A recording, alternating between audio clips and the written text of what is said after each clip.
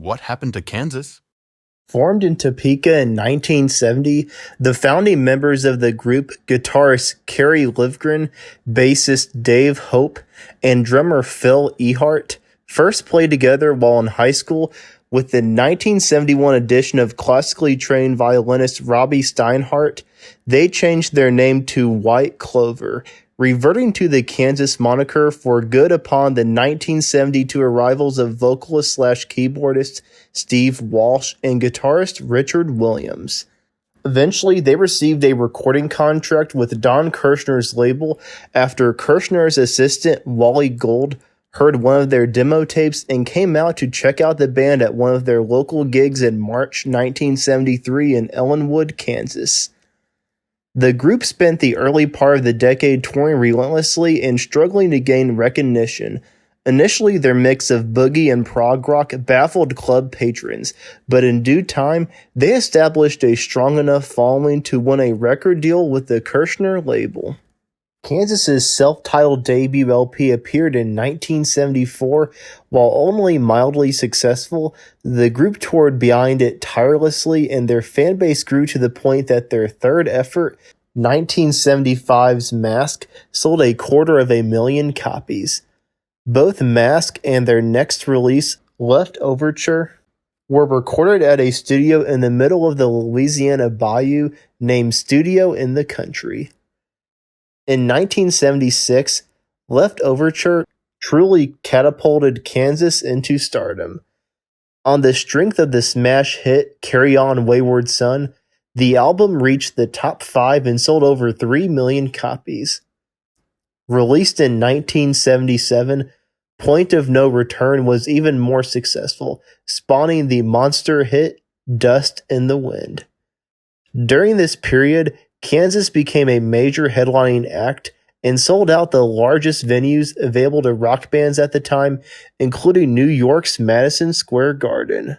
While the 1978 live LP Two for the Show struggled to break the top 40, its studio follow-up, Monolith, the band's first self-produced effort, reached the top 10. The album generated a top 40 single in People of the South Wind, whose title refers to the meaning of the Kansa-Ka Native American people, after whom the state and the band are named. That same year, Walsh issued a solo record, Schemer Dreamer. In the wake of 1980's audio visions, Kansas began to splinter. Both Hope and Livgren became born-again Christians. The latter issued the solo venture Seeds of Change, and their newfound religion caused divisions within the band's ranks. Hold On, a top 40 single from that album, displayed his newfound faith.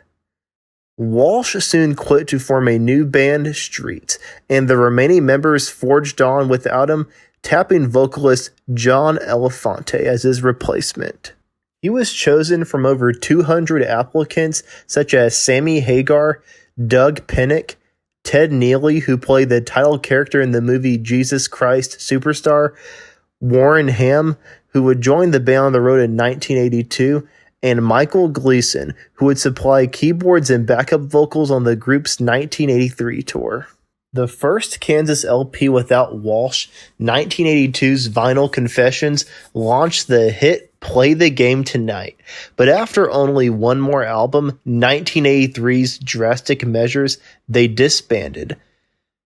Though the album charted lower than any Kansas album since Mask, peaking at number 41, its single Fight Fire with Fire fared better.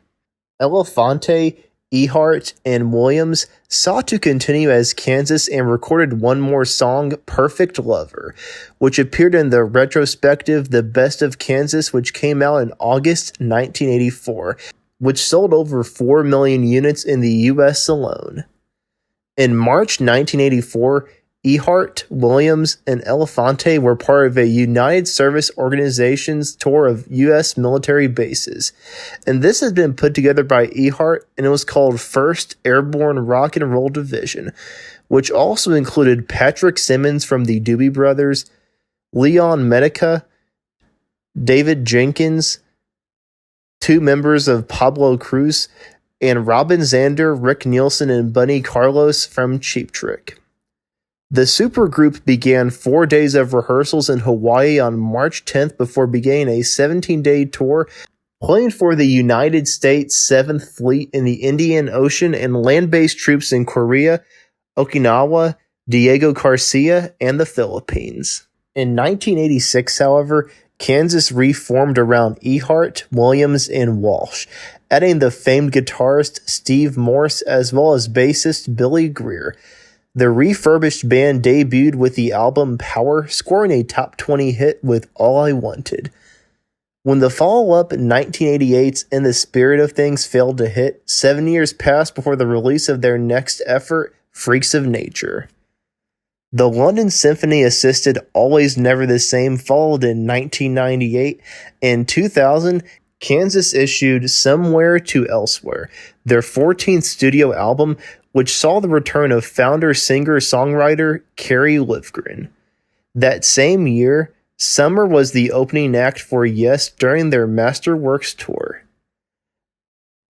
At a March 9, 2002 concert, he played the whole show, subbing for Rich Williams, who was under the weather, and another live album and DVD from Kansas entitled Device, Voice, Drum, which was recorded in the band's present home of Atlanta on June 15, 2002, was released that October.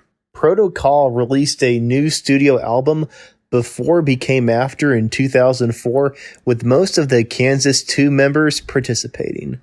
Protocol released a third studio album, The Weight of Glory, in 2006, and their fourth and final studio album, Fourth, was released in 2011, after which the band ceased. In July 2010, Kansas completed a 30-day United We Rock tour with fellow classic rock bands Styx and Foreigner. The next decade found Kansas continuing to tour heavily and release compilations and live albums, culminating in their 2014 induction into the Kansas Hall of Fame and the Georgia Music Hall of Fame, which coincided into their 40th anniversary. Miracles Out of Nowhere, a DVD-CD career retrospective, followed in early 2015. On July 2, 2014, a statement was issued on the band's official Facebook page announcing the impending retirement of lead singer Steve Walsh. Chicago native Ronnie Platt, who had previously sung with Shooting Star, had been selected as the band's new lead vocalist and keyboard player. After signing with Century Media's Inside Out label, Kansas released the Prelude Implicit in 2016. Their 15th studio effort overall, the Prog Heavy LP also marked the band's first new album in 16 years. In March of 2020, Kansas released a 3.5-minute video trailer hosted by Platt to announce the June release of Absence of Presence. Co-produced by drummer Phil Ehart, guitarist Rich Williams, and guitarist Zach Rizvi, it marked the studio debut of keyboard player Tom Brislin, who formerly worked with Yes, Camel, and Debbie Harry, who came aboard in late 2018. After releasing 3 advance cuts, Throwing Mountains, Memories Down the Line, and Jets Overhead, the album was delayed until July due to production delays. Violin player Robbie Steinhardt died on July 17, 2021 in Tampa, Florida due to complications from pancreatitis, and he was 71 years old. On December 9, 2022, the 3-disc compilation Another Fork in the Road 50 Years of Kansas was released to commemorate the band's 50th anniversary in 2023. Included on it are various tracks from all 16 Kansas studio albums. However, tracks from Power and In the Spirit of Things are omitted on Disc 2 of the North American version. Also featured is a new 2022 recording of Can I Tell You, a track originally from Kansas's debut album. Eric Holmquist, the band's drum tech since 2003, has filled in for drummer Ehart as needed over the years, included in 2016 when Ehart was being treated for kidney stones, 2018, and again in the fall of 2022 and 2023 after Ehart sprained his arm. Ehart returned to the stage in June 2023 at the start of the band's 50th anniversary tour to play the final songs of the set after Holmquist had covered the bulk of the show.